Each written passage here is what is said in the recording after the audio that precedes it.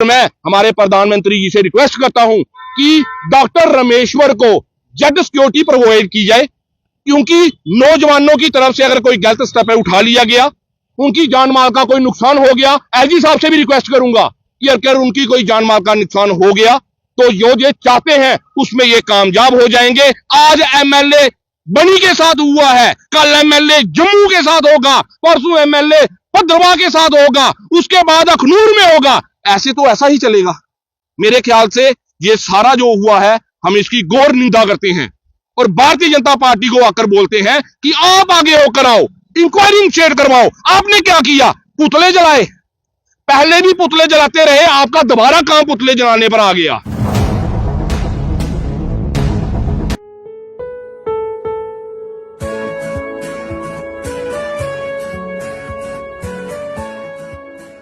मैंने रिसेंटली अपने क्लैट का एग्जाम क्लियर किया और मैं उससे बहुत ज्यादा सेटिस्फाई हूँ। इस स्कूल में हर चीज जो है परफेक्ट है।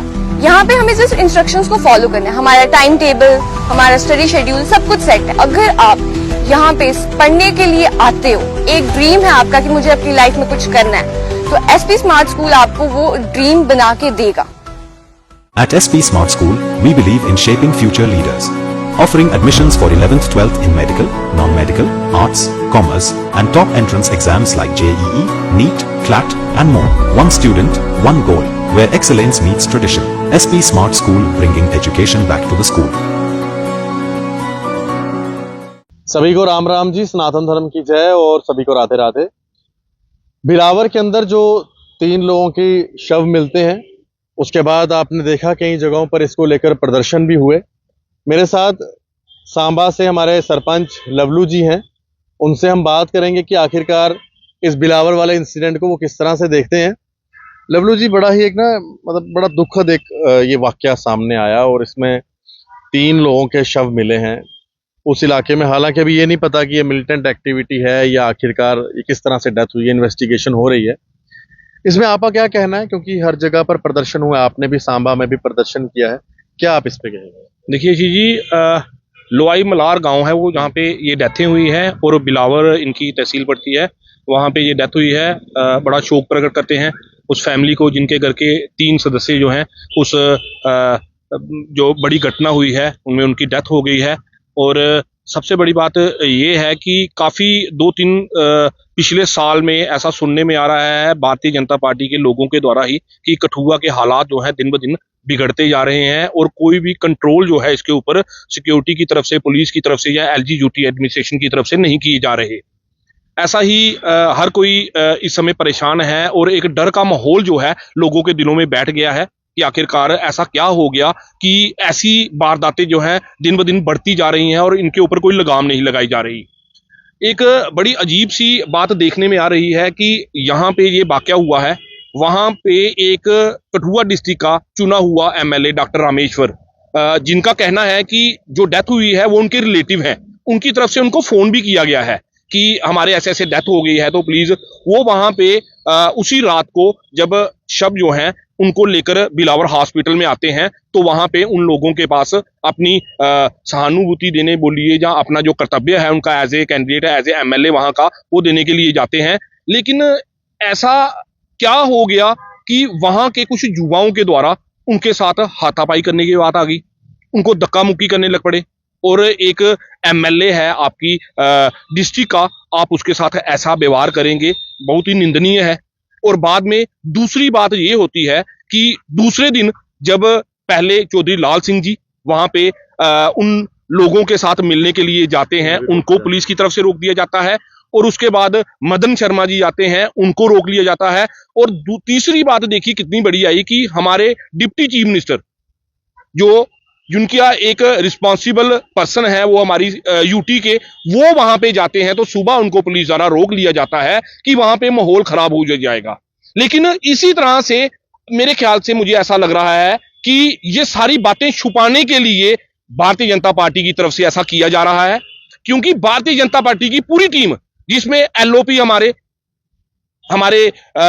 सुनील शर्मा जी, वो अपनी पूरी टीम लेकर वहां पे जाकर और बहुत सी बातें जो हैं वहां पे कर रहे हैं। लेकिन मैं उनसे पूछना चाहता हूं, जो बातें आप कर रहे हो, आप बताइए कि यूटी एडमिनिस्ट्रेशन जो है सेंटर के अधीन आती है, हमारी JKP police, Jammu Kashmir police जो है वो सेंटर के अधीन आती है, सिक्योरिटी फोर्सेस आपके पास है, लेकिन इतने बड़े हादसे दिन ब दिन रोज होते जा रहे हैं। आप वहां पे बैठकर दोष दे रहे हो सरकार को, आप बोल रहे हो कि ये चुनी हुई सरकार जो है ये सब करवा रही है या इसकी वजह से हो रहा है। मैं इन सभी लीडरों से पूछना चाहता हूं कि अगर आप ऐसा करोगे, आपने एक एमएलए को इसलिए टारगेट किया कि एक पहले जो डेथ वहां पे हुई उनमें से एक सुसाइड जो एक एसटी लड़के ने की, उसको लेकर वो असेंबली में बोले उन्होंने गलत किया, या हमारे सीएम से मिले उन्होंने गलत किया। आपके भी तो एमएलए जो है जब सीएम का दरबार लगता है तो वहां पे अपने रिप्रेजेंटेशन लेके पेश होते हैं कि हमारे काम करिए। अगर डॉक्टर रामेश्वर ने ये कर दिया तो ऐसा क्यों हुआ? वो इसलिए हुआ क्योंकि इनको वो एमएलए हजम नहीं हो रहा। बहुत कम कॉन्स्टिट्यूएंसी डिस्ट्रिक्ट में से एमएलए जो है वो हमारे as a independent MLA doctor Rameshwar जीता है, वो इनको हजम नहीं हो रहा कि ये कैसे जीत गया।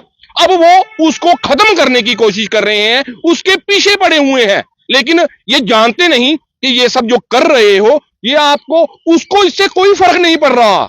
जो बुद्धिजीवी हैं, इंटेलेक्चुअल लोग हैं, वो सब कुछ देख रहे हैं कि आखिर क्या हुआ।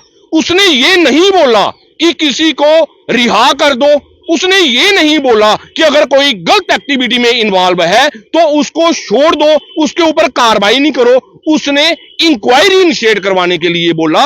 अगर वो कॉन्स्टिट्यूएंसी के लोग उसमें किसी की डेथ हुई है उनको लेकर एज ए रिप्रेजेंटेटिव वो चाहे चीफ मिनिस्टर के पास बोलिए चाहे असेंबली में बोलिए, उनकी आवाज उठा रहा है।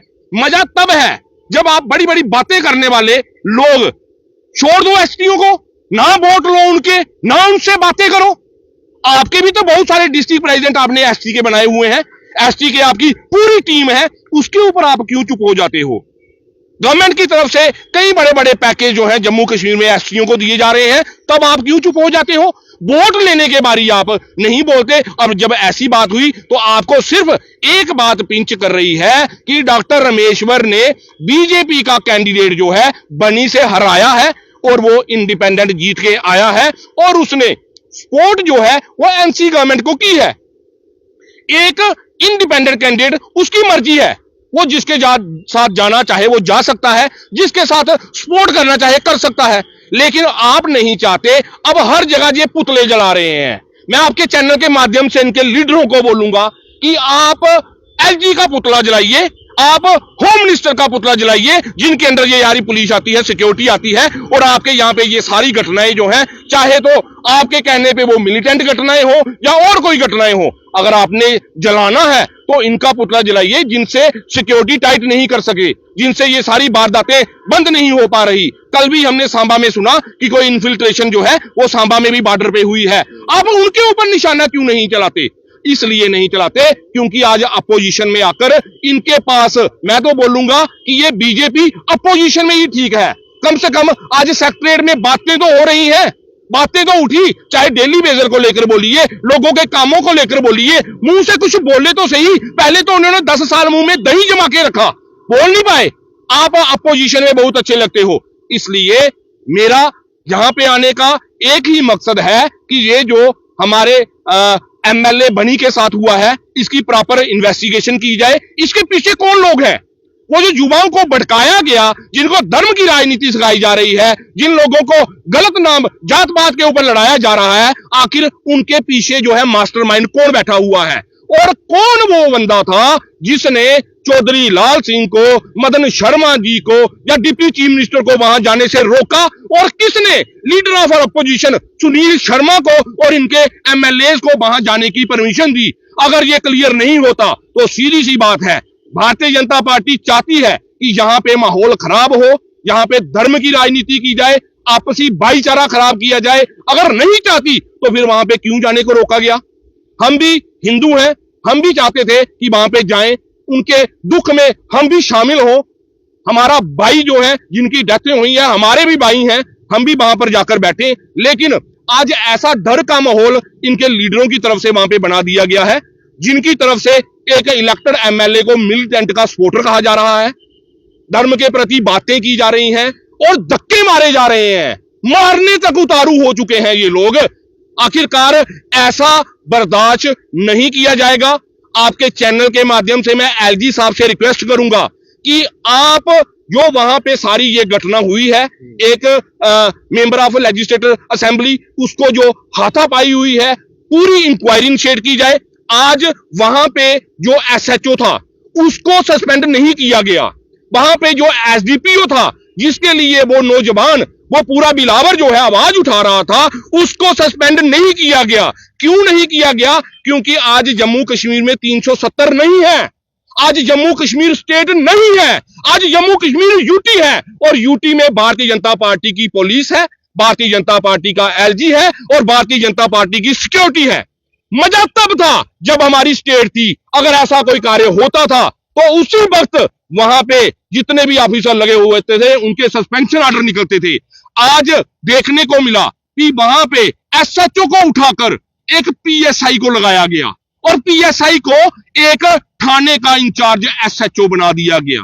कैसे हालात जो है हमारे जम्मू कश्मीर के बन गए हैं। मैं बोलता हूं कि प्रधानमंत्री जी, आपने कहा था कि अगर यहाँ पे इलेक्शन असेंबली की अच्छी से होगी तो हम स्टेट बना देंगे। बनाओ स्टेट। हमने आपको वोट दिए, हमारे लोगों ने आपको जितवाकर 28-25 सीटें दी। बनाओ, हमारे एमएलए जो बने हैं बनाओ जहां पर मिलकर स्टेट। उसके ऊपर कोई बात नहीं करेगा। क्यों बात नहीं करेगा? क्योंकि ऑर्डर दिल्ली से आएगा। यहां पे ऐसा कोई काबिल लीडर नहीं है जो इसके ऊपर आवाज उठा सके। आज एमएलए बनी के साथ हुआ है, कल एमएलए जम्मू के साथ होगा, परसों एमएलए भद्रवाह के साथ होगा, उसके बाद अखनूर में होगा। ऐसे तो ऐसा ही चलेगा। मेरे ख्याल से ये सारा जो हुआ है हम इसकी घोर निंदा करते हैं और भारतीय जनता पार्टी को आकर बोलते हैं कि आप आगे होकर आओ, इंक्वायरी इनिशिएट करवाओ। आपने क्या किया? पुतले जलाए। पहले भी पुतले जलाते रहे, आपका दोबारा काम पुतले जलाने पर आ गया। लेकिन उन घर वालों को आपने क्या करके दिया जिनके लिए आपने बड़ी बड़ी बातें की? कोई लीडर वहां पे नहीं आने दिया।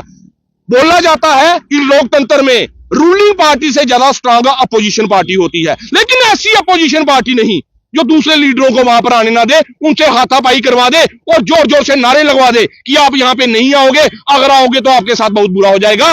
और मैं हमारे प्रधानमंत्री जी से रिक्वेस्ट करता हूं कि डॉक्टर रामेश्वर को जेड सिक्योरिटी प्रोवाइड की जाए, क्योंकि नौजवानों की तरफ से अगर कोई गलत स्टेप उठा लिया गया, उनकी जान माल का कोई नुकसान हो गया, एलजी साहब से भी रिक्वेस्ट करूंगा कि अगर उनकी कोई जान माल का नुकसान हो गया तो जो ये चाहते हैं उसमें ये कामयाब हो जाएंगे, माहौल खराब हो जाएगा, हिंदू मुसलमान का फसाद ना जम्मू कश्मीर में बन जाए।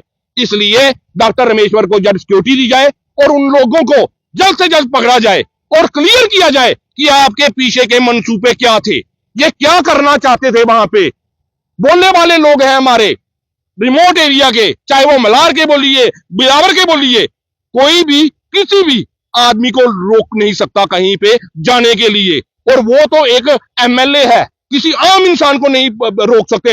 यही लोकतंत्र है हमारे देश का। ये लवलू सरपंच जी का कहना है और ये आए हैं एमएलए बनी डॉक्टर रामेश्वर जी की सपोर्ट में। और जो पूरा वाकया हुआ है बिलावर में, 3 लोगों की जो मृत्यु हुई है या उनकी किलिंग हुई है, अभी तक इसके पीछे कोई पता नहीं है कि आखिरकार ये किलिंग का कारण क्या है, क्योंकि अभी तक सिक्योरिटी फोर्सेस एडमिनिस्ट्रेशन द्वारा ये नहीं कहा गया कि आखिरकार ये किलिंग कैसे हुई है, लेकिन प्रदर्शन चल रहे हैं। लवलू सरपंच जी ने अपनी पूरी सपोर्ट जो है डॉक्टर रामेश्वर जी के लिए की है। आप अपनी राय इस वीडियो में रख सकते हैं। राम राम।